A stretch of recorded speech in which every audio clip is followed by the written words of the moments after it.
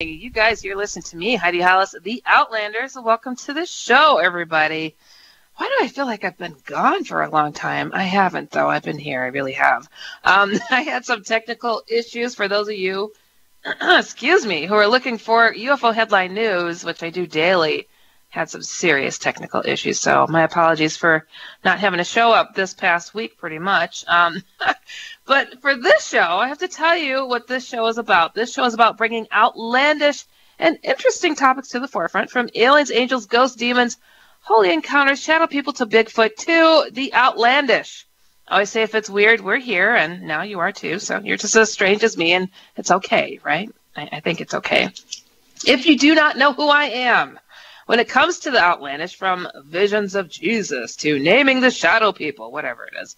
Personally, I'm someone who has been there, seen that, experienced it, freaked out, found some answers, wrote about it, got over it, and now I'm hoping to help others do the same darn thing and understand this kooky, crazy, freaky world of ours. If you dare, I welcome you to visit my main website, which is HeidiHollis.com.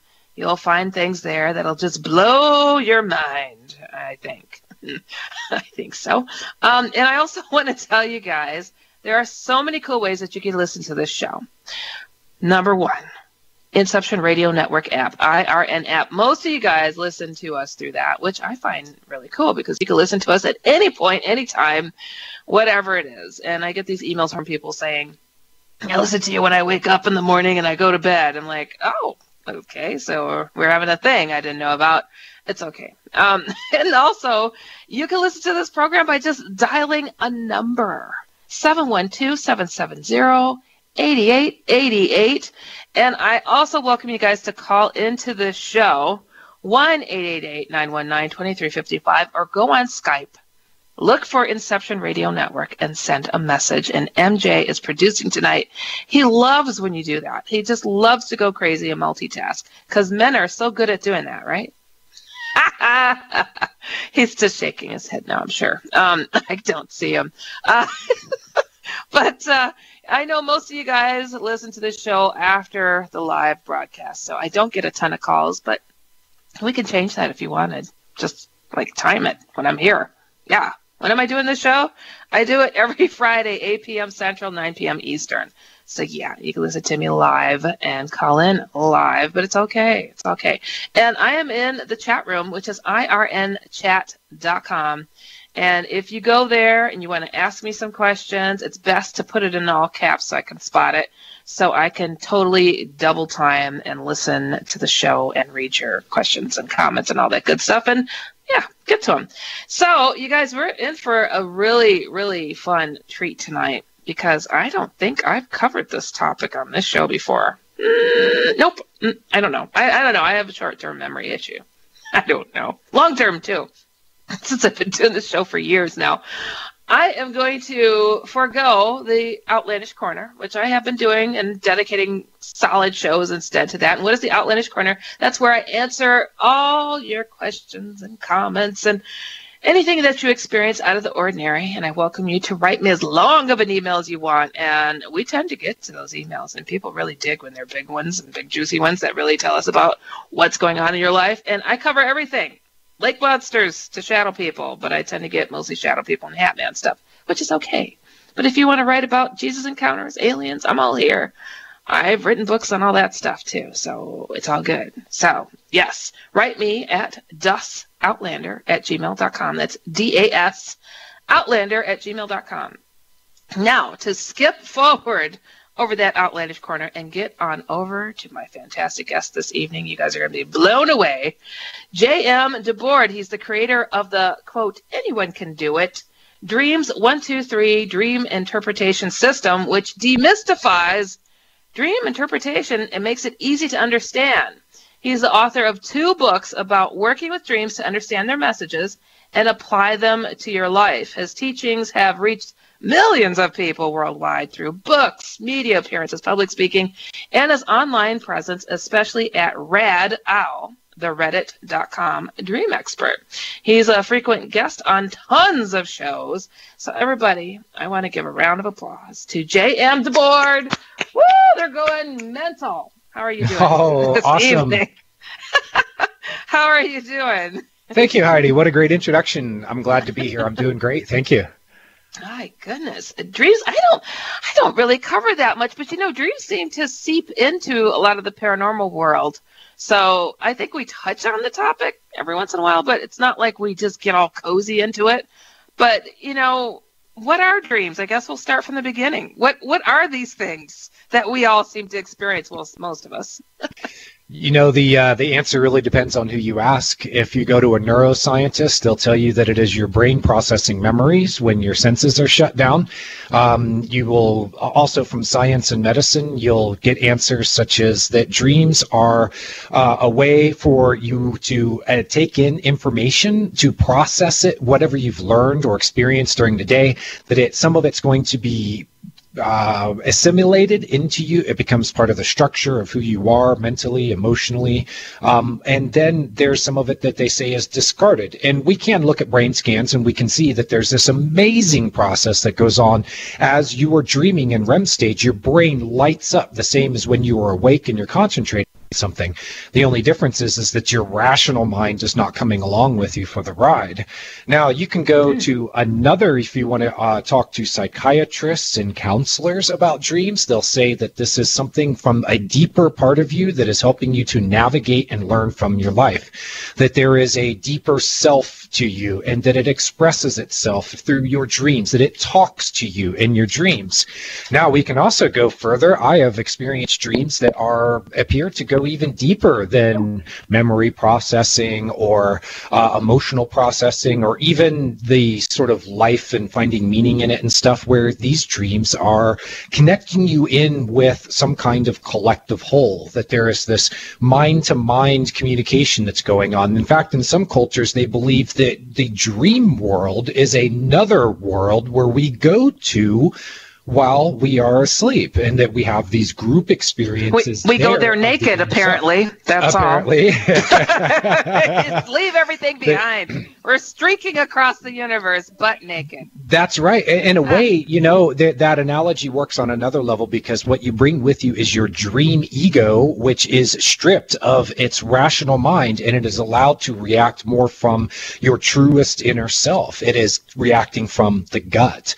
So you could view some dreams, at least, as this participation in some kind of a group mind, that there could be, and in fact, another place where we go when we dream, that it's not just a product of the mind, it's not just a product of the imagination, it's not just the brain firing through memories or emotions being processed, but there, with at least in what I believe is that in some dreams that you really are visiting some kind of deeper level. What it is, I'm open for suggestions. Is it another dimension? Is it a place deep within the mind? I don't know. Well, my brain would have put on some pants and a shirt before I got up to go and explore the ether worlds. I mean, that is just, it happens to the best of us. I don't know what that is. Like, you're just having a day and enjoying life, and then you realize, a nice shirt and no underwear, no pants, nothing. What? How did I do this? Or no shoes, no socks. I've done that one too. There could be symbolic meaning to it. Think of putting on your shoes before you leave the house as getting ready to do something. And if you think of leaving the house as like going forward with something in your life, then putting on your shoes means that you're prepared for it. That being naked could symbolize that you feel like you are exposed in some kind of way, whether it's exposed personally, the inner you is showing to the outer world, or exposed as in the idea of exposed to risk. So it really depends on, you can pull these things out of a dream dictionary and you can get these sort of pot shot ideas at it. But what you really have to do is look at the larger story and see how the details fit together. Nakedness can mean different things in dreams, but the story itself and how the details of it fit together, that's where you find the meaning. Ah, goodness. Well, I was oftentimes, I'm sure you've run across these people who are reluctant to even share that you had a weird dream because everybody's got an opinion. Oh, well, if you had a dream of that and you had one sock on and one on your wrist, that means this. And I honestly grew like, I don't want to talk to those weirdos about my weird dream because they are just slapping anything on it. It's just I don't get that. Oh yeah, and in the introduction to my book, I say that part of the reason why I wrote it was because I needed to write an accessible book, so I wrote a dream dictionary, but I also needed to put some good information out there because I run across so much crap.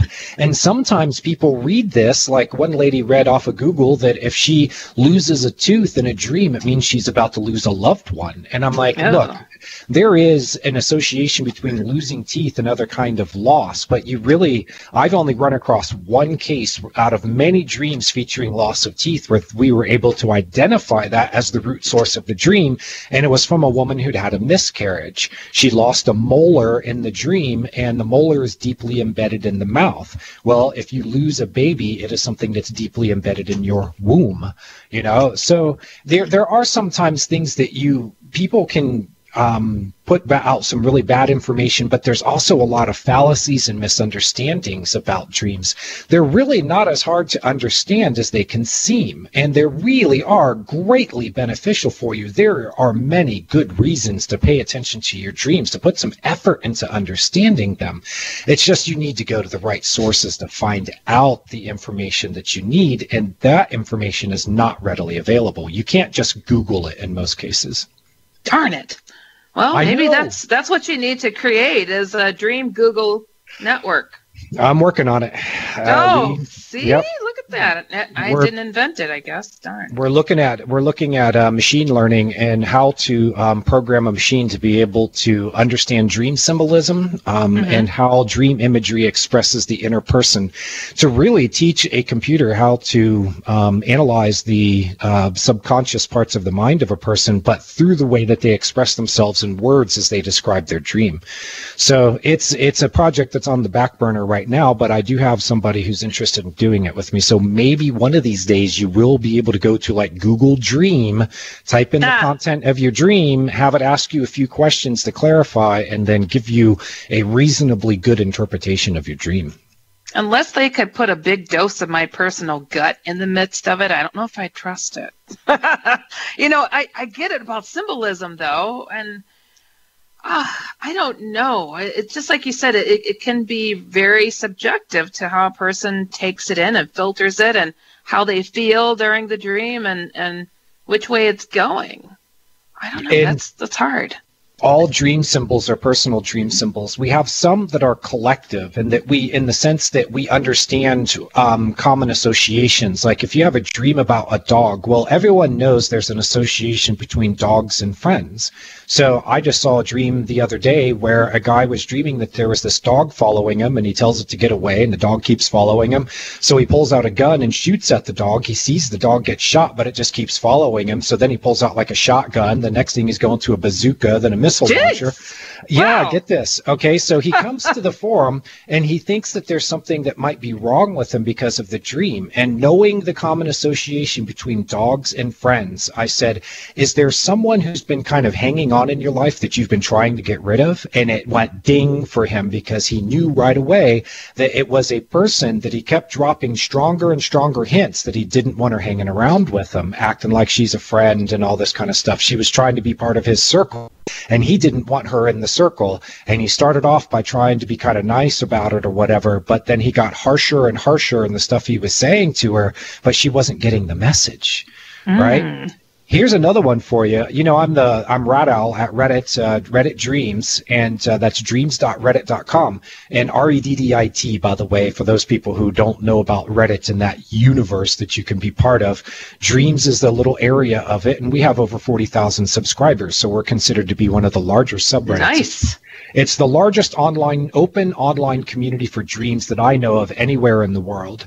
But I just had this the other day. A guy said he dreamed that he was like starting to date the super hot girl, and then next thing he knows, he's like with this girl who's maybe a step down, and he's trying to explain to his family and friends why. And he goes, "Well, I'm gay." And he comes to the forum and he goes, "Why am I saying that?" He's like, "I'm not gay. Please don't go there. I know I'm not gay. And I said, well, could this be like a way for you in your own mind to explain why you don't get the girls that you want?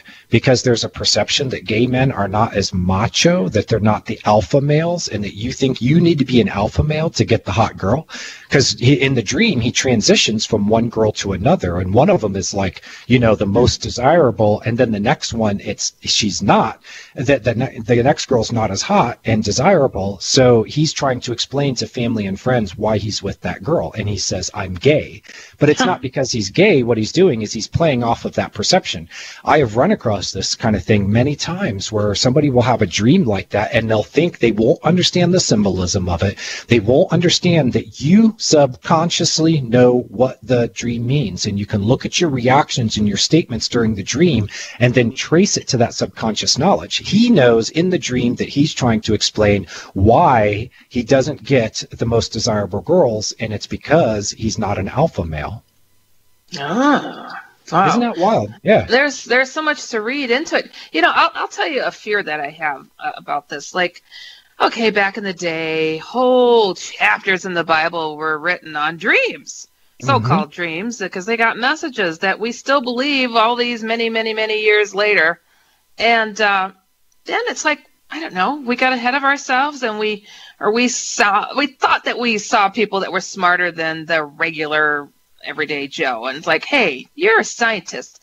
Go out and explain the world to us and get back to us. And then they did, and they started interpreting everything for us, and we weren't looking ourselves. And now we get people who say, well, you're not qualified to look up at the sky and say that's a UFO. How do you know? I've had those debates with people who think they have all the answers, and it's like, no, I'm qualified to know that is not typical. That's a UFO.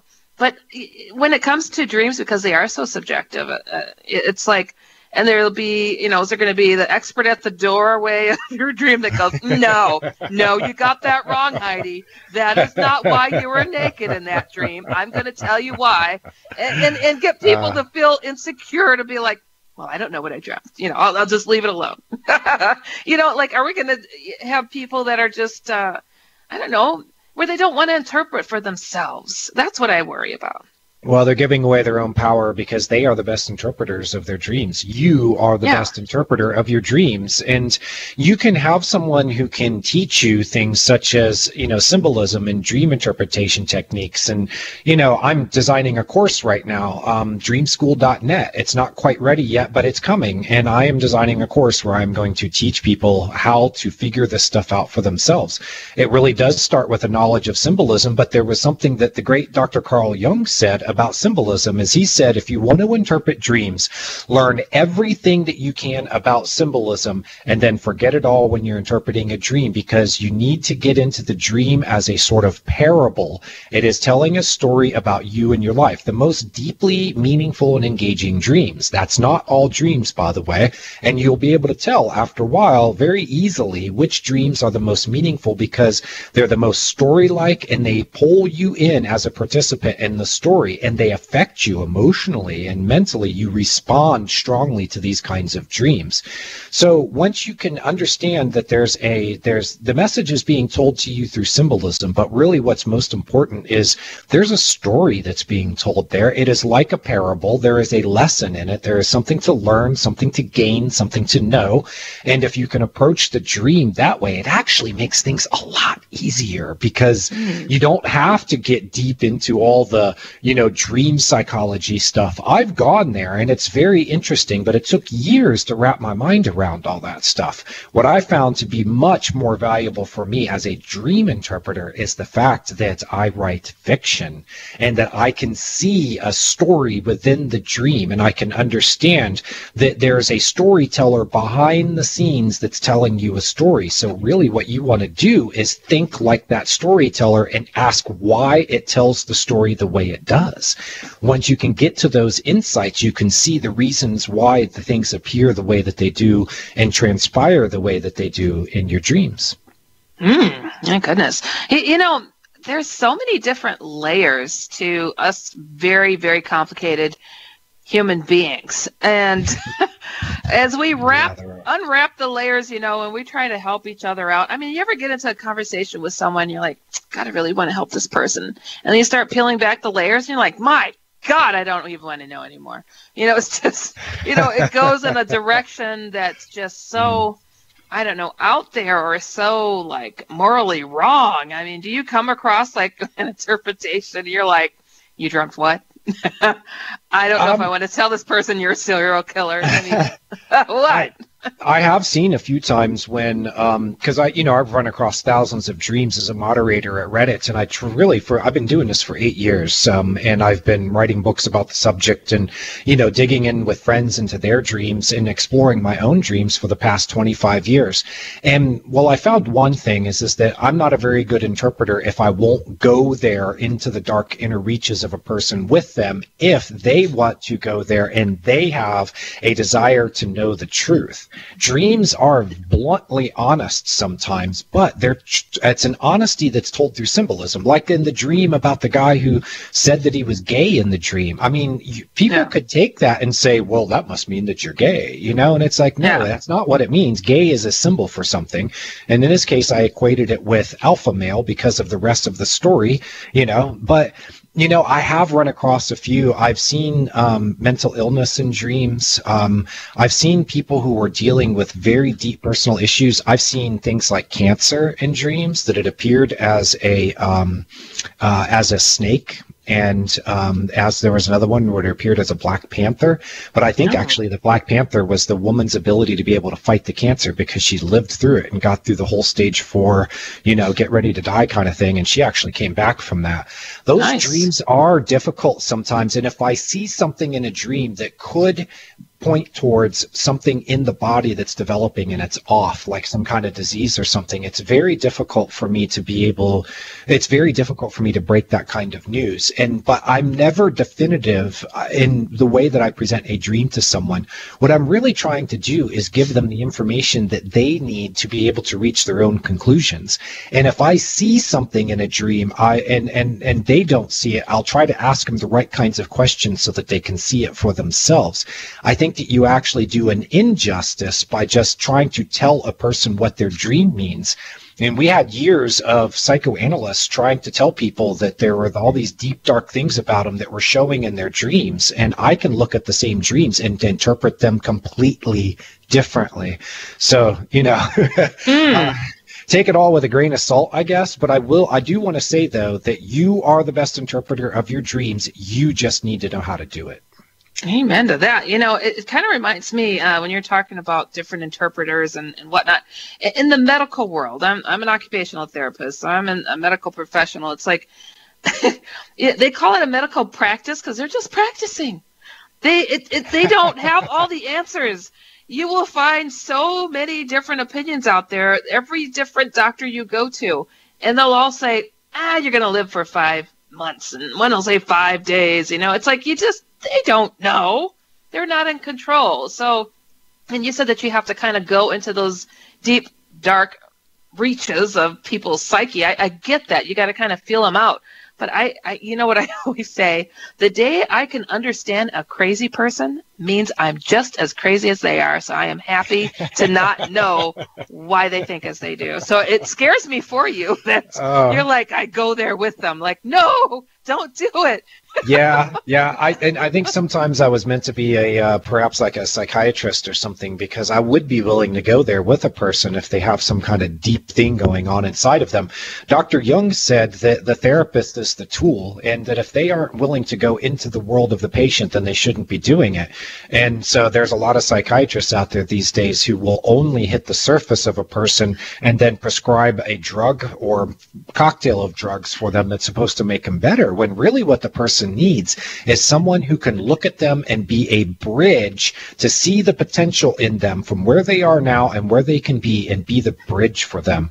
I think that spiritual counselors and pastors do much the same thing, that what they're always doing is when somebody comes to them who's really messed up, up, what they are seeing is the less than ideal version of the person. And if you can picture that this is God's creation and that there was a perfect idea for this person and what they could be, if you can envision that and say, I'll do whatever I can to help this person achieve that vision, that ideal version of themselves, then you are a healer and you should be doing it. But if you're not willing to go there, then I would question why you're in the profession to begin with.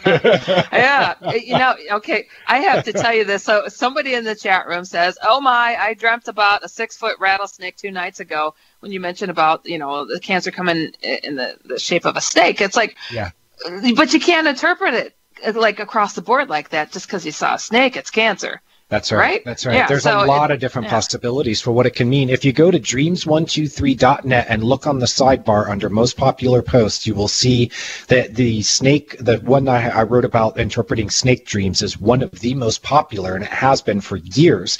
There's a lot of comments in there, and it has everything from, okay, Heidi, try this, that for some women, that snakes can represent masculine energy and sexual come-ons. They'll be like having a snake coming after them in a dream, and really what it is like if they're running from the snake or defending themselves from it, what they're really doing is defending themselves from masculine energy. If the snake wraps around you or it's a constrictor type of snake, then that can show that there is some way that you feel constricted. I had someone came to me with a dream, someone very close to me, her and her mother both dreamed about letting snakes out of the house. They weren't scared of the snakes, but they knew that the snakes needed to go. What they have at home is a grandmother who's there, who's in her 90s, and they're both thinking to themselves that right now our lives are constricted because grandma is so old and requires so much care, and it's really time for her to pass on. Grandma herself says she's ready to go. Both of these women love their grandma very deeply and dearly, so they're not expressing a desire to like get rid of her or something. What really it is it's just an honest expression of feeling like their lives are on hold because they have to spend so much time caring for grandma. They want to let the snake out of the house in the sense of let her go to that place where she can go to next. But there are other ways of looking at it too. A lot depends on the action with the snake and what it does. Snakes are associated with things such as venom, and venom is associated with things that get inside of you that poison you from within. Think about anxiety, stress, hate, anger. These are things that work from within you to poison the entire system. So that's what it can mean to have a snake bite. But there's another way of looking at it, is sometimes what a snake biting you means is that there is something inside of you that is trying to get your attention and that it's time to change. Why? Because snakes shed their skin. So snakes are associated with transformation. Snakes are associated with the kundalini. If you look at those old statues in Egypt with the pharaohs and stuff, you'll see these snakes coming out of their foreheads. And you're like, well, what in the world does that mean? What it means is that this person has achieved an elevated level of consciousness where the kundalini has risen up the spine, and now it is like coming out of the forehead, which is the third eye. So, and I have actually seen this at work in some dreams, that it's very obvious that the twin snakes that are going upward is the twin energy of the kundalini going up the spine, and that the snake bursts up out of the ground and it becomes like, in some cases, that's like 40 foot tall, and it's like this mythological creature. Fantastic dreams. And I always say to those people, man, I kind of envy you, because it shows that there's a process that's going on within you where you are able to harness this deep primal energy from within you and raise it up so that it becomes part of your higher levels of consciousness. I mean, that's fabulous. So there are different ways of looking at it. You have to know that you have to understand the symbol within the context of the dream, and only a few cases out of hundreds of snake dreams have I found that the snake showed that there was something that was medically or physically wrong with a person. Well, that's good to hear, because they were a bit stressed when they heard that. And God, I got to be so careful about that stuff, because people know that I know my stuff, and they're listening to me as an expert. So I'm sorry if I got anybody scared out there. Yeah, it happens. People will take it, quite literal. But we got to get to our first break. You guys are listening to me, Heidi Hollis, the Outlander, and we will be right back. Welcome back, everybody. You're listening to me, Heidi Hollis, the Outlander. Remembering, always if it's weird, we're here. We're giving you advice and insight on outlandish topics. Phone lines are always open, 1-888-919-2355. But I realize most of you guys listen to us after the fact, which is fine because we're just hanging here talking about dreams, and we're even going to touch into the paranormal aspects of dreams because I'm sorry. I mean, these dream things, this other world that we seem to venture out into is quite paranormal. So let's go there and talk about this a bit because there is so much that I, even personally, I've explored. I have categorized some of my dreams to be called waking dreams because they are so real. I cannot believe they didn't actually happen, whether on this plane or the next one. I don't know. I mean, is there a category of what you would call those types of dreams? I have been to a heaven-like place, and since I was a kid, and I would talk to my sister about it, and only as a college student did I come across someone else talking about very similar looking buildings that I'd seen there, and just blow my mind. I just, I don't know. It's like, what's that category? Where do we put this stuff? You know, I've run across some reports of people who dreamed about the same sort of like, it's like they go to a city and it's not an earthly city, it's like an astral city, and they're there in their dream and they meet people and they have experiences and they see things, and then you find that there are multiple people who report the same thing. Now, it's not to say that story couldn't be used in more than one person's dream. I have found fantastic dreams about like visiting God and going to the afterlife and stuff, and ultimately we found more traditional explanations for them. I've had other cases, though, that I wasn't able to find any kind of traditional explanation for it. And, you know, Edgar Cayce, the famous psychic, is one of my main sources for understanding dreams, especially when they get deeper into spirit and stuff like that. And Edgar Cayce said that some... What a matchup! And what a team, Mike. Metro PCS and the iPhone SE for $0 on a network that covers 99% of people in the U.S. Oh, impressive. Play with the best. Switch to Metro PCS on an unlimited LTE plan and get a 32-gig iPhone SE for $0. Metro PCS. Coverage not available in some areas, plus sales tax. Claim based on talk and text. Not valid for active numbers currently on the T-Mobile network or active on Metro PCS in the past 90 days. See store for details and terms and conditions. Dreams are the spirits leaving the body to go into the spirit realm and go and have its own experiences. So, you know, I may not fully understand that, but I trust Mr. Cayce as a source because he was right about thousands of other things. He was so on top of things. You know, another very strange aspect I never could understand, and, you know, I have some psychic friends and people that have come on the show and try to tell me what they think this is, but I mean, way back before I even got out there with a lot of my work and writings and stuff, people telling me that they saw me in their dream, didn't know me from nothing, and then like years later or whenever, they would come across me and send me an email and say, "Oh my God, I dreamt about you. Do I look familiar to you?" and send their picture to me. And it just like, what on earth? And they would go into detail about what their dream was about, and it sounds somewhat familiar. They do look somewhat familiar as well. And it's like, I don't know that category. I don't know what that is. What is that? You know, it's called precognition, and what it is it's an ability of the mind to be able to detach from local time and space and be able to take in information from other points in time and space that are not directly connected causally or physically. So what you're basically doing is you're pulling in information. Okay, so let me give you some examples. There was a guy who had a dream the other day about the village of E-R-M, and what he saw in the dream, a place he had never visited. He's in America. Is in the Netherlands. And when he looked up he woke up with this strange feeling that it wasn't just something the dream made up, that was a real place. So he looked it up and he saw the pictures and he went, that is just like my dream.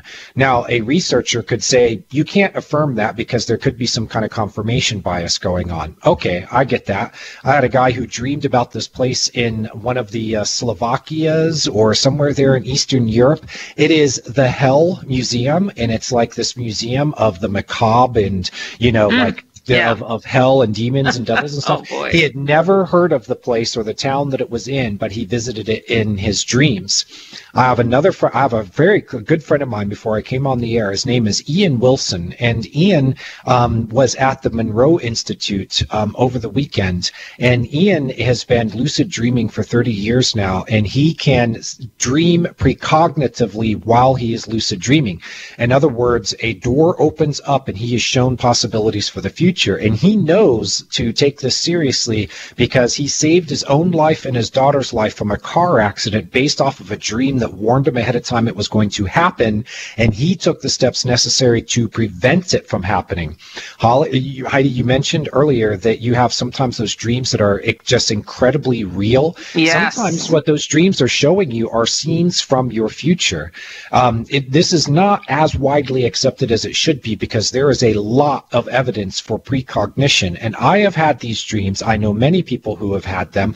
And there are times like Ian was just at that Monroe Institute thing over the weekend. He had 2 dreams leading up to him where he was already introduced to people who were going to be there at the workshops, people he'd never met before. And he wrote it down in his dream journal. And when he met these people, he was able to pull open his dream journal and show how in the dream he saw that person. He knew details from their life. I've had people who've met each other. There was one guy, he had a dream. Okay, this is a fantastic dream, okay? He has this dream that he meets this girl, and they just hit it off. Things are great. He's talking to her. She reveals her first name, her last name, and some details about an accident that she had that had hospitalized her. So a couple of weeks later, he's walking through the grocery store, and guess who he goes by? He looks at this girl's face, and he's like, I know you. And the dream pops to mind. So he just says her first name. Like, if you're walking down an aisle and you walk past some guy and he kind of takes a double take and looks at you and he goes, Heidi? And you're like, yeah, and then he knows your last name. And then you're like, yeah, that's my last name. But at that point, he can't tell you that he met you first in a dream and he knew your first and last name. He said that he played it off with the girl like, oh, we must have met somewhere because your name popped to mind. He knew it was from the dream. And he got to know her and he wanted to verify this for himself. So he said, hey, was there anything, where you were hospitalized and you had some kind of injury to your back? And he said that the girl pulled up her shirt and showed him the scars. Come on. Yeah. People who have gotten married, they've seen their children ahead of time. Check out Pregnancy Dreams on my blog. And look in the comments. Trust me. A lot of people. I've had those. I have 6 sisters. And it's like, and I had, dreams of being pregnant. And I mean, just like, and I'm like, okay, which one of you is it? But I've got one for you. When you're talking about that dream with the guy in the grocery store, this, I am not kidding you. It was one of those heaven dream like things I had. And I saw like babies being, I don't know, like being ready to come to be born. Okay. And I saw what they looked like. And there was one that it just wasn't, it wasn't of pure spirit, let's put it that way. And the angelic like beings that were making this child knew it and grabbed a hold of it, and so long story short, and I got a good look at this baby. All right. I was a college student at the time. I was working in a grocery store as a bakery person, and I see that baby, very distinctive blue eyes, being pushed around the shopping cart. I've tapped my boss and I'm hitting her and I'm going, I dreamt of that baby. And it wasn't a good baby. And I'm like, that's not a good baby. And I said, and the baby turned, and the baby turned and looked dead at me. And I'm way down the aisle. And I said, now, if that kid keeps staring at me the way that it is, I said, that's the demon baby for my dream.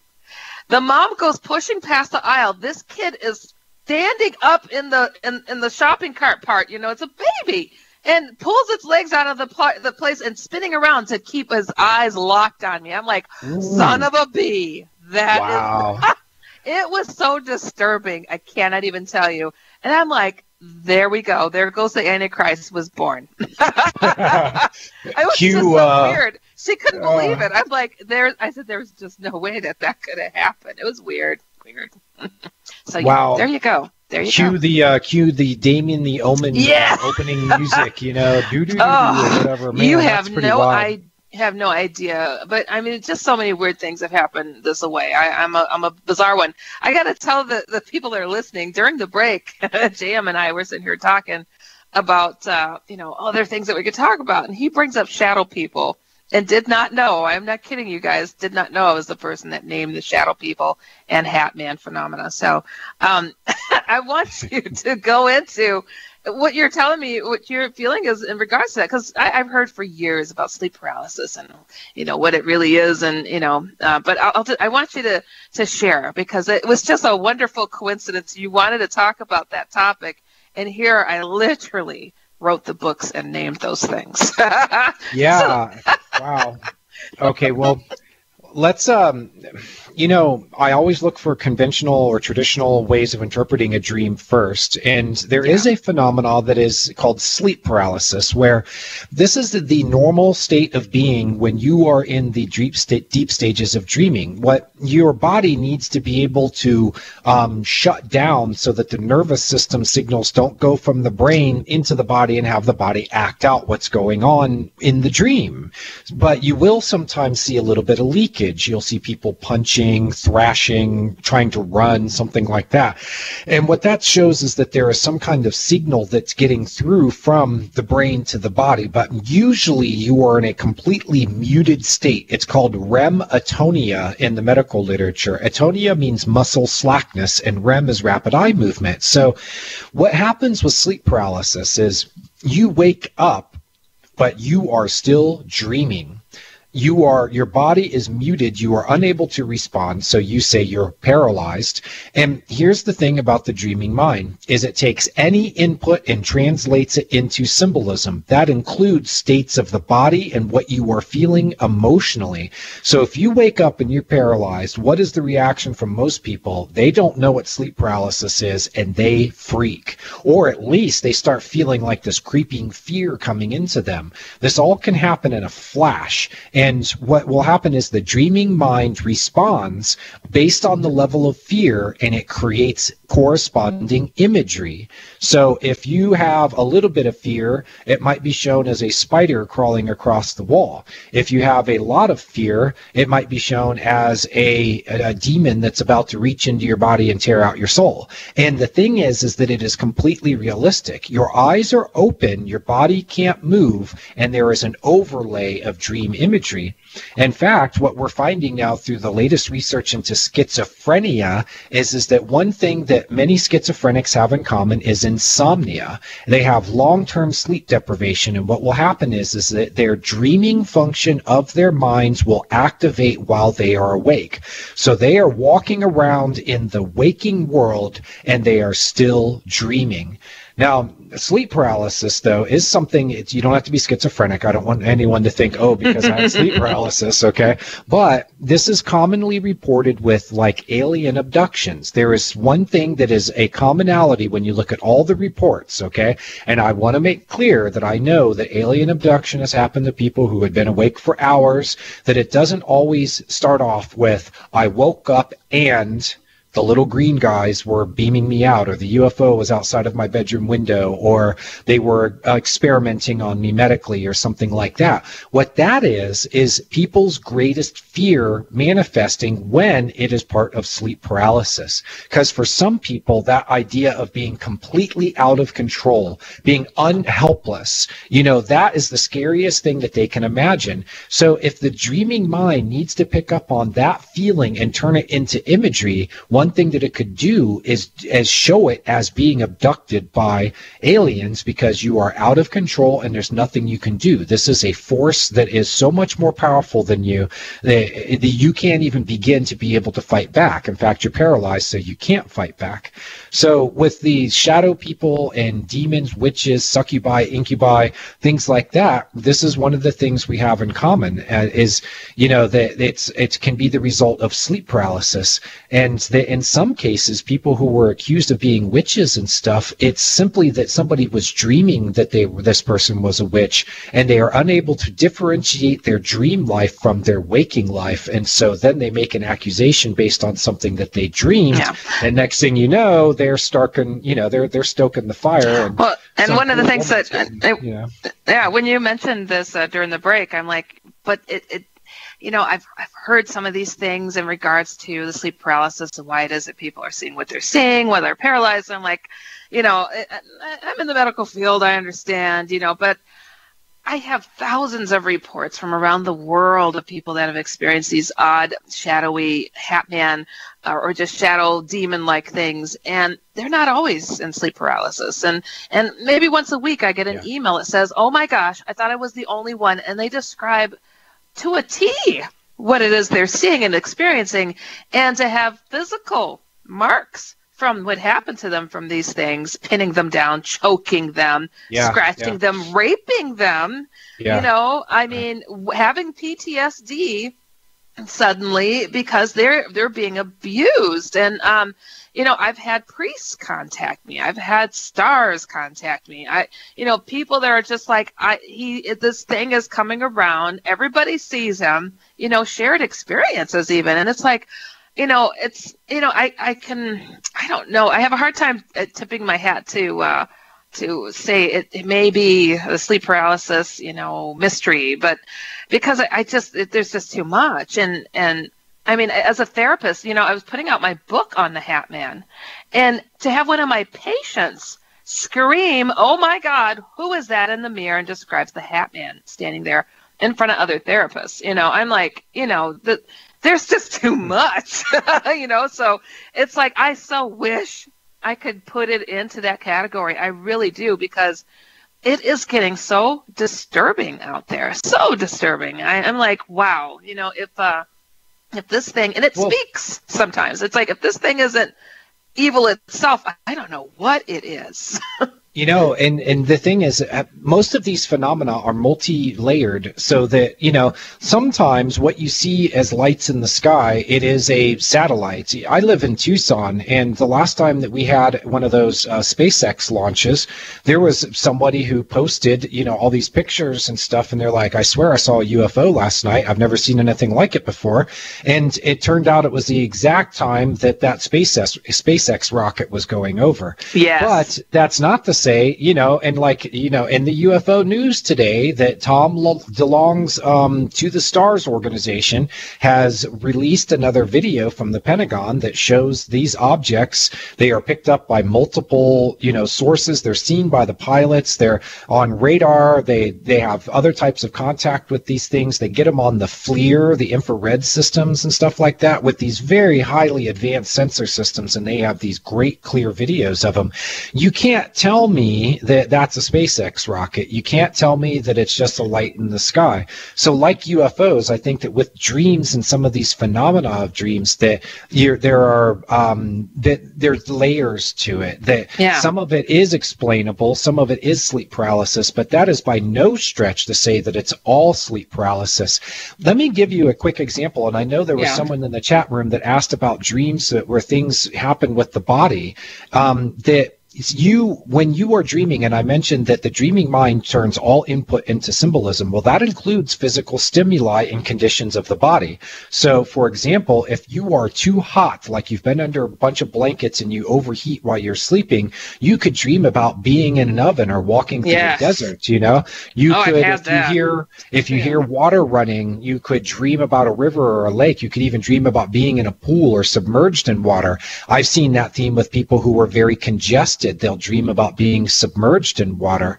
I have seen examples of physical manifestations on the body that were from dreams, because while you are having an experience of a dream, you are completely absorbed in what's happening and you believe that it's real. So here's an example. Author Robert Moss, who's written a lot of books about dreams and some other fiction and stuff, he had this dream that he was seeing out of the eyes of this man as somebody took a machine gun and pumped 6 rounds into his chest.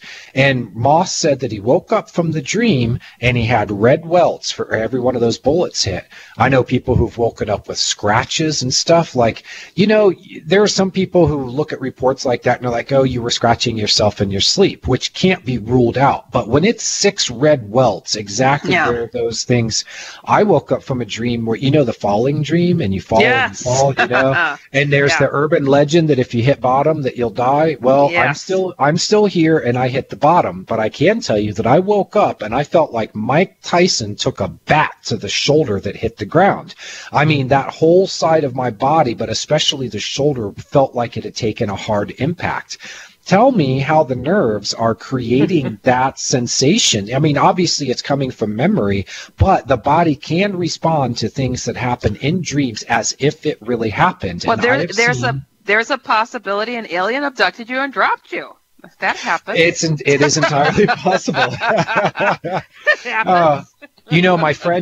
My friend Ian, while he was exploring this with while he's lucid dreaming, he becomes aware he's dreaming, and he decides that he's going to do things in the dream world. He started experimenting with this. I love doing that. I do that to too. see if he could see results in the physical world. And what he has determined is that the dream world and our physical world are parallels of some kind of larger consciousness structure of the universe, because to this day, he has a red triangle on his palm that he drew there in a dream, and then it appeared.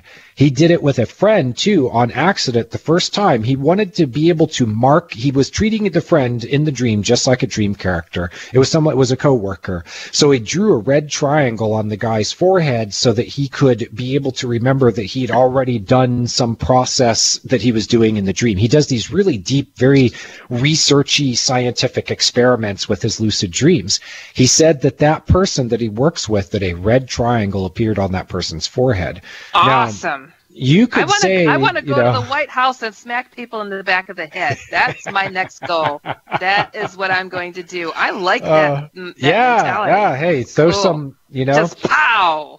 They won't know what happened. This is an area that I think it will be very easy for people to refute, and I'm not going to ask you to believe me.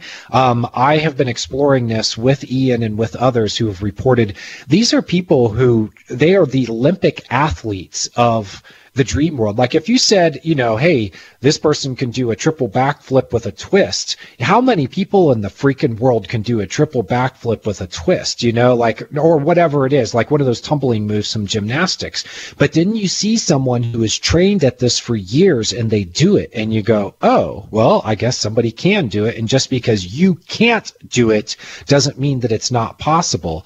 So what I found is that there are people who have developed their dream lives to such a point that they can actually use it as a feedback system, and that what they're doing in the dream world is having real world I don't want to say consequences because that's the wrong word, but like manifestations, like echoes in the waking world that are happening from the dream world, that they do it in the dream world and then it manifests in some way in their waking lives. But again, it's very advanced dreamers, and these people are few and far between. And, you can always say that they might be lying or trying to get, attention or something like that. But, this is the thing about dream life is it requires a deep honesty with yourself and with others. So it would be if you're willing to talk about it. A liar. Yeah. Well, I mean, if you're somebody who wants the attention and you're willing to lie about things, then it probably means that you're not going to penetrate much deeper than the surface layers of your dreams. So you're not going to manifest some of these deeper gifts of the dream world. Well, hold on. What if your manifestation goes like this? Because I totally did this. I dreamt I called my friend, and then the next day I get a call from her going, why did you call me at 3 a.m. and then hang up on me? It's like, what? And how did I do that in the dark, no less? I don't know how I did that in the dark. And I was just like, wow, that was, that's a talent. If you are somebody who is looking for a conventional explanation, you would say that you were sleepwalking. You could check your phone. That's the first thing I would do, is check the call history on my phone. But let's say that you don't find something in your call history that shows this was before a call history. That's all. Okay. Or caller ID or any of that fun stuff, right? Yeah. Well, that would be the first thing I would do. And if you couldn't verify it, well, here's the thing is, I have experienced things like this too. And you can think strongly about a person and they can get that sense that you were thinking about them. Edgar Cayce used to demonstrate this. He said he didn't like to abuse it, but he said that if he thought strongly about a person for, let's just say 2 minutes, that he just sits, quietly and he brings that person to mind and he reaches out to them in his mind and makes this like psycho-emotional contact with them. He said within half an hour that person would either call or appear at his door. And he did it for a doctor who wrote a biography about him. That doctor was there in his parlor. They were having like a late morning chit chat or something like that. And Casey said he could do this. The doctor said it was impossible. And Casey said, watch. And he said, Mr. So-and-so, and the doctor's like, yeah. Good. And he goes, I'm going to think about him, and I'm going to bring him to my door. And that's exactly what happened. So and the guy showed up. We've got to get to our next break. You know what? I'm going to get a call from Trump because I'm going to smack him in the back of the head tonight, we could talk about Trump dreams. You guys, you're listening to me, Heidi Hollis, the Outlander, and we will be right back. Welcome back, everybody. You're listening to me, Heidi Hollis, the Outlander, and we are talking about dreams, dream interpretation with Jme Debord. And my gosh, you have so much information. I don't know why you don't have your own show because you've got so much you can pop off. It's like, where is he getting this all from? That's fascinating, absolutely fascinating. Now, you're finishing up about something in regards to Edgar Cayce and how he was able to reach out through his so-called dream. I think that's the thing. We don't have enough words to fully describe what it is that we're experiencing. But he was able to reach through his dream and physically do something to someone. That's awesome. That's to kind of cool. Tap him, kind of like a tap on the shoulder. He did it while he was awake too, and it's the same as other people who've reported that they can think about someone very strongly that they have an emotional connection to, and that person will know that they're thinking about them.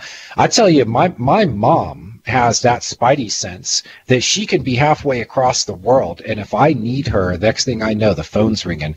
Now, I may not be calling her because I think I don't want to just lay my problems on my mom. But if it's bad enough, I mean, she showed up one time when I was about to leave my dad's house as a 15-year-old and run away to Florida. And the morning that we were getting ready to go, she showed up and she drove 500 miles to be there and just showed up out of the blue because she had a feeling that I needed her. Now, I know that this stuff happens. And, for anybody out there that wants to explore this, I suggest the book Dreams and Premonitions. It's part of the Chicken Soup for the Soul series. And there are about 100 authors who contributed their own reports. And they tend to be just a couple pages. So it's real nice bedtime reading. You can read a couple of these things and you don't have to get real in depth if you don't want to.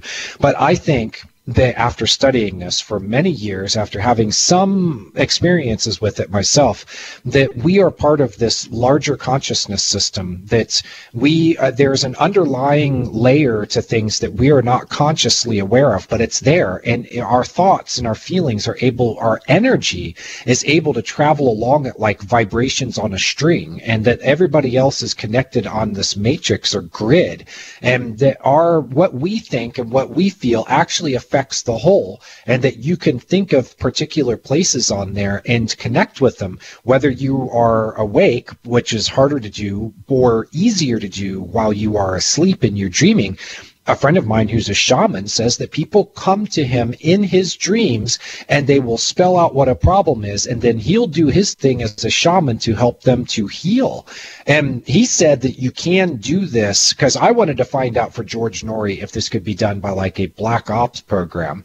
And my friend, the shaman, said, well, why don't you tell George, yeah, it's possible, but I'm not going to tell you how it's done because this is a shamanic secret here, and I don't want this being misused, But I have run across many accounts of this, of people who have been able to do things and go places in their dream state and come back, and it turned out that what they saw is a real place. They can go places in the world. They can have conversations with people. people.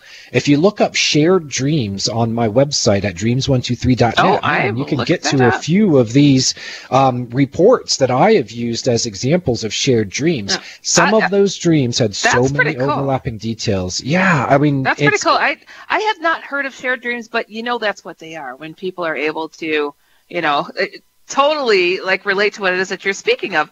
I'll tell you, it's funny that some of the things that you were just mentioning is one of the questions from the chat room. We have several that have popped up, but talking about dreams may be a result of consciousness attempting to merge with the physical brain while asleep, resulting in partial or incomplete connection. So it's funny, you pretty much answered that. And, this is another odd thing. I don't know, this is kind of considered, I guess, an out-of-body, but you would probably put it into the sleeping category. I don't know. But when you talk about leaving something physical, my very first out-of-body experience I know that I had as a teenager, and my footprints were going up the side of the house. And my sister and I, we're like, what the heck? And called my dad over, and it's right outside my bedroom window. And, it was my foot. I mean, and it wasn't like mud. It was like, the aluminum siding and like sweaty feet going all the way up the side of the house. And wow.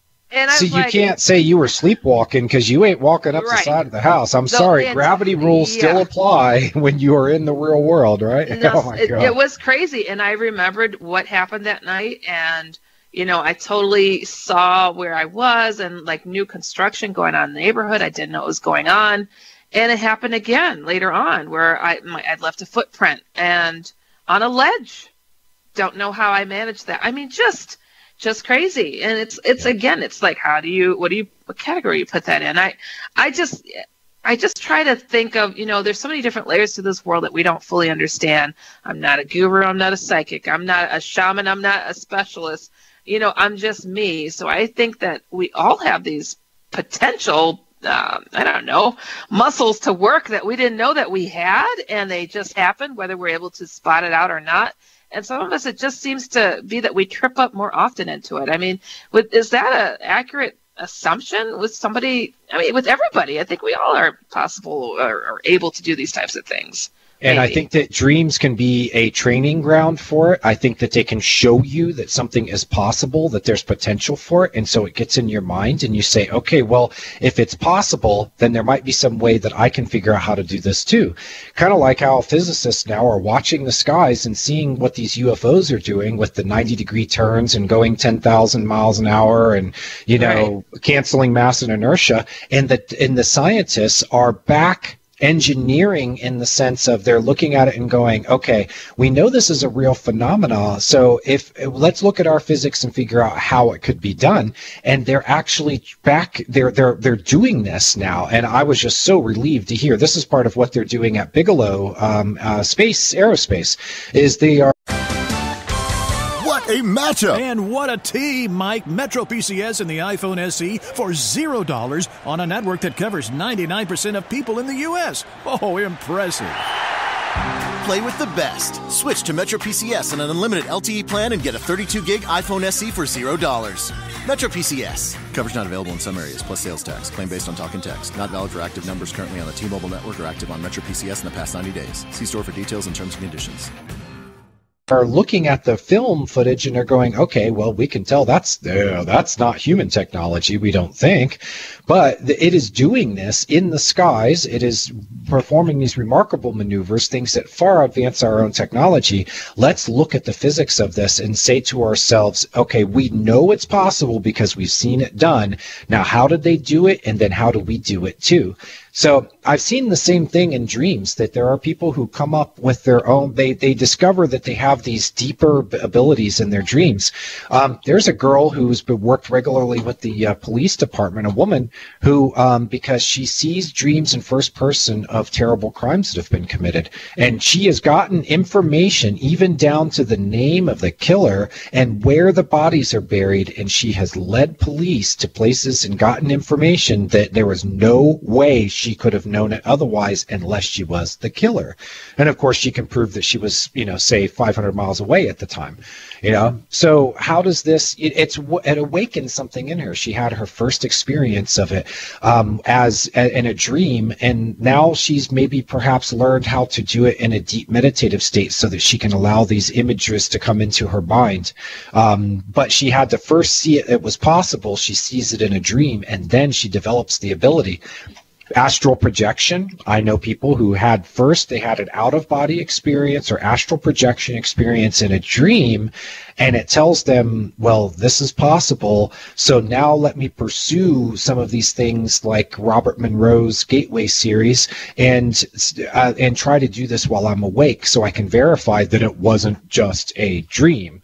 Sometimes it can be, but I think that there are times that you have to look at the dream as a simulation environment, that it is there to teach you something. And a lot of what is agreed upon in the sciences about dreams is that they can act as rehearsals in scenarios, especially for things like threat assessments and playing through various scenarios and giving you this kind of subconscious information, pulling it all up, turning it into a simulation, and then allowing you to see all the possibilities and allow you to make a decision then based off of that information or knowledge. You can play test this. Very true. So it's very like, true. Yeah, I mean, they war game in the Pentagon and stuff where they think of a scenario and then they play out these elaborate war games. Well, I think that our dreams sometimes do the same thing, where they're actually working us through scenarios and simulations.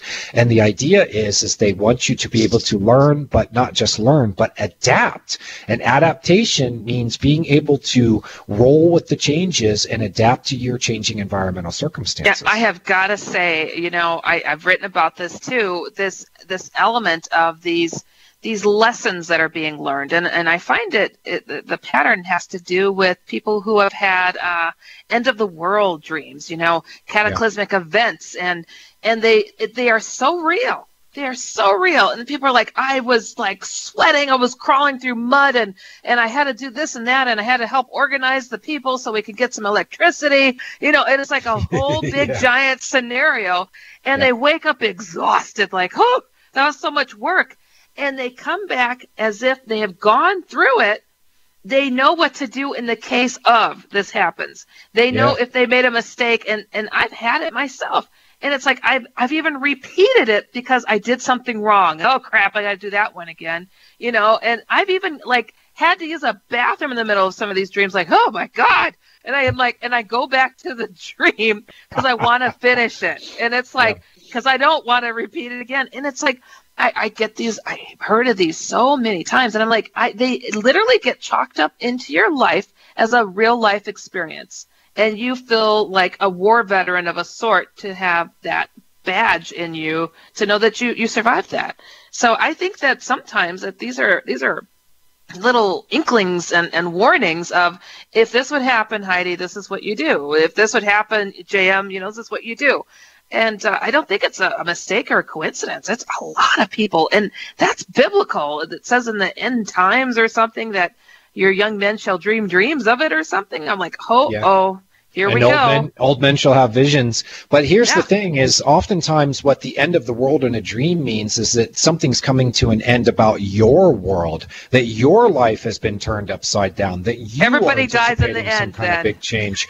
It can be fear of death. Yeah. I saw on this alternative website, it's called Before It's News, and I used to follow for some of the stuff there, and there was a guy who was a preacher who kept coming in and saying, I've been having dreams about the apocalypse, Jesus is coming, the big war, Armageddon, it's all about to happen because I keep dreaming about this night after night. And that was a few years ago, and as far as I know, Jesus hasn't come, and if he didn't knock on my door. So what I'm seeing in this person's dream is actually what preoccupies his thoughts by day, because if you've ever been part of one of these apocalyptic groups, they sit around and talk about this stuff all the time. Jesus is going to be here. Well, it says in the New Testament that there's Paul is talking about how he anticipates Jesus coming back in his time.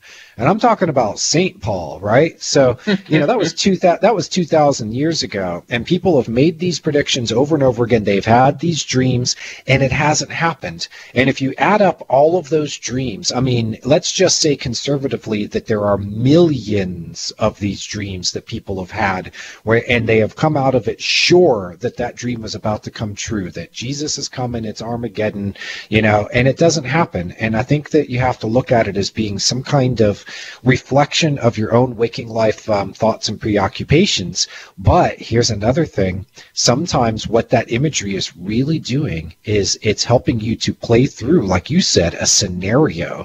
Like, do you want to be caught with your pants down when Jesus shows up? No, you want to be in the right place. If you truly believe that stuff, then you want to be in the right place, and you want to go, with the good guys instead of burn with the bad guys, So maybe the dream is showing you your own struggles to like overcome your temptations, but it's shown as like ducking through barbed wire, maybe you're trying to avoid the darts and temptations of the world, and it's showed as hiding from bullets, like dreams can create these things. Maybe there's something going on in your life where you're burning up with anger, and it shows an entire city just going up in flames, and it's just a representation of your anger. So this is why you need the Dream Interpretation Dictionary by Jme Debord, because I go into this stuff. There you go. Seriously, you do, because you have to understand that it's a story and that there's deeper context to it. The symbols are personal. It's, and if you're not armed with that information and you just look for these standard sources of information, you're likely to misinterpret your own dream. I can see, it being helpful for some. That I don't hear too many people talking about Jesus coming in these dreams. It's more like a great flood, aliens invading. Like, oh my goodness! I had this older lady friend that I knew, and she was so disturbed. She said, "Heidi, I saw the aliens. I literally saw them and what they were doing to people." And she was so disturbed. She wasn't the type of person to see sci-fi movies or anything. And she's like, "I feel like I've lived through it. I feel like I could handle if they came, like literally." So it's really fascinating to me, but it's like, where do we draw the line to know that it's just, we got to get somebody to interpret that one? When do we draw the line and say that was a message, that God might have been speaking to you, not just about symbols? Where is that fine line to know? Even in Joseph's dream, where he was interpreting the dream of Pharaoh, and Pharaoh saw the 7 fat calves on one side of the Nile and the 7 skinny ones, and then he saw the heads of wheat that were full and plump, and then the next time they were all, there was a message there for Pharaoh that was telling him the future, and Joseph interpreted the dream. He understood the symbolism of it, that the fat calves were the time of plenty, and that the skinny calves, it was a time of famine that was coming. And so by correctly interpreting the dream, Joseph from the Old Testament went from being just like he went from being a low guy to being elevated to being kind of like Pharaoh's right-hand man, because he could incorrectly interpret the dream. You're not always going to know. There is a discernment that comes from this, from years of experience doing it. But I tell you, there are 2 things you can do for yourself that will really arm you with the information. Understand symbolism, which I teach in my book, and at dreams123.com, by the way, there's an extensive lesson on symbolism there. And then the second thing you can do is understand the stories of your dreams. Look for the personal content in them. Track your dreams in a journal and see the patterns between them. Once you've had enough dreams about, the aliens coming to get you, or God, something happening with Jesus coming, and then it doesn't happen in your real life, and you go, well, what was that dream really trying to say to me? I saw a dream. There was a guy who he was dreaming about being abducted by aliens from his home, and what we've traced it back to was he knew that he had a job that he could take, and it was out of state, and he didn't want to be taken from his family home, in the sense of having to move out of state and be away from his family. So dreaming about being abducted and taken away by aliens was really expressing his fear of leaving home and leaving his family, because if you are abducted by aliens, what does it mean? You are taken away from your home and all that you know and you love. And then you go among friends. I've got a question for you, okay? Yes, okay. I got to sneak it in there. Okay. I mean, we could just go on and on with this stuff. But, somebody in the chat room said, there's that saying, beware what you dream for. And they dream for the lottery. And then they say, well, maybe I'm sleeping on the wrong side of the bed. Now, you've heard these old wives' tale of, if I sleep with my feet at the head of the bed, I'll get a boy versus a girl if they're pregnant. Do any of these old wives' tales hold any juice to it then? Because, if symbols and dreams, there's people that read their tea leaves and all that too. It's like, well, do these other things? Yeah. Do these other things also fall into that category then? If they do certain things, they'll dream one way or the other. Boy, there are a lot of urban legends about it. I can tell you about sleeping differently in your bed or rearranging your bedroom is it can spark a very intense period of dreaming. This is one of the things that are recommended for people who have a lot of difficulty remembering their dreams is try sleeping in a guest bedroom or rearranging their own bedroom. It can sometimes spark odd dreams. Well, that's interesting. You can, there are people who harness their dreams for information. I just ran across one that I posted at Reddit the other day, and it got upvoted hundreds of times, was a guy who said that he got the winning lottery numbers in a dream, and he went and he played the lottery, and he played the same numbers. He bought 4 tickets for the same numbers because he was so sure that the dream was going to come true. I have another one on my site. If you look at the right sidebar, it's one of the top 10 usually. It might have fallen out, in which case you have to type in lottery into the search box. But it is a popular post at my site because there are a lot of people who want to know, can I dream about the winning lottery numbers? And here's the thing. It has happened, but I also have many people who said, I dreamed about winning lottery numbers and played them and I didn't win. Right. I've had people who I had a dream that I bought all of the winning lottery numbers except for one. And I was like, these were like permanent numbers for the lottery. If that combination ever came up, I would win. And I'm walking away and I'm thinking to myself, well, why did I decline to buy the other number? Because if I ever came up one number short and that was the number, man, I would kick myself in the butt for eternity. And what I figured out from that is that I consider, because as a writer, I'm trying to put myself out there and I want my work to be seen. I try to take every opportunity to do that. But at the time, I was kind of weighing some of the options that I had and thinking maybe this isn't worth my effort. And what the little thought in the back of my mind was, what if there was someone like you didn't do that podcast or you didn't, do that public speaking engagement, and it turns out that the person who needed to hear you, who perhaps could open doors for you as a writer in your career, was there and you missed them.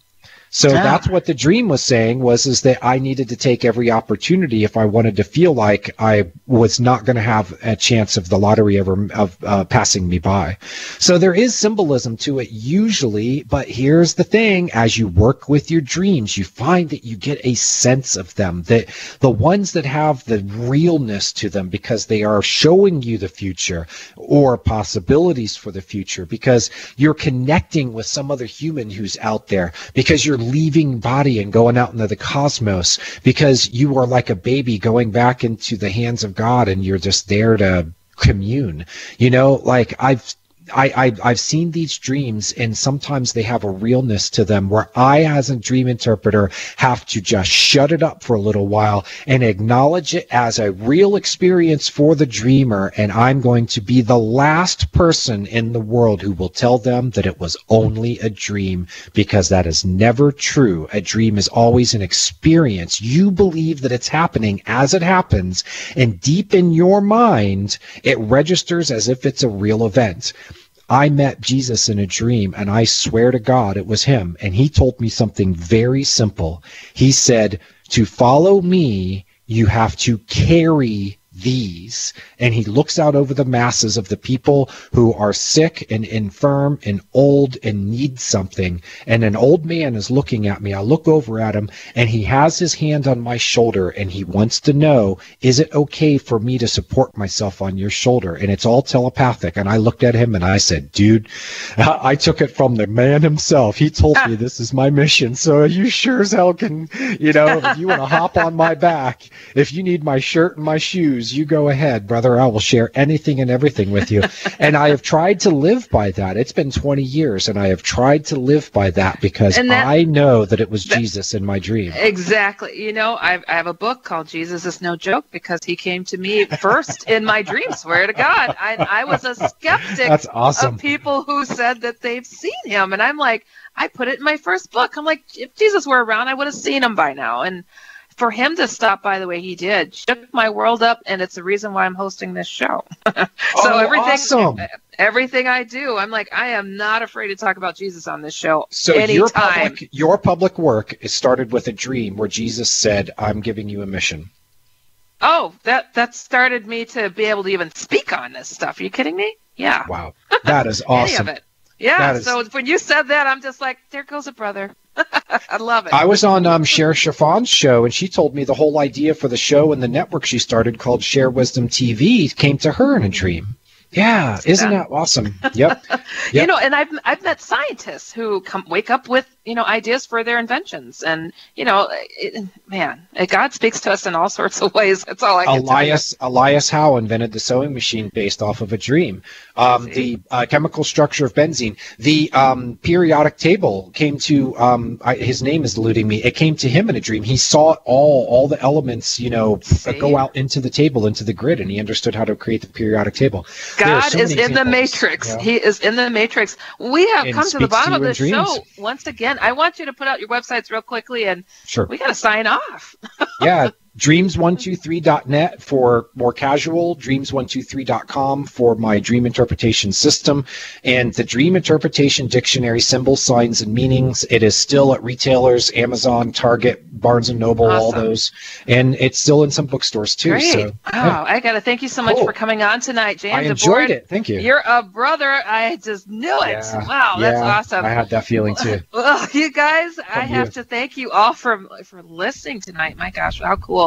Remember, you can catch me here every Friday at 8 p.m. Central, 9 p.m. Eastern. You've listened to me, Heidi Hollis, the Outlander. Remembering, always if it's weird, we're here. Stay tuned for UFO headline news coming right up, and good night, everybody.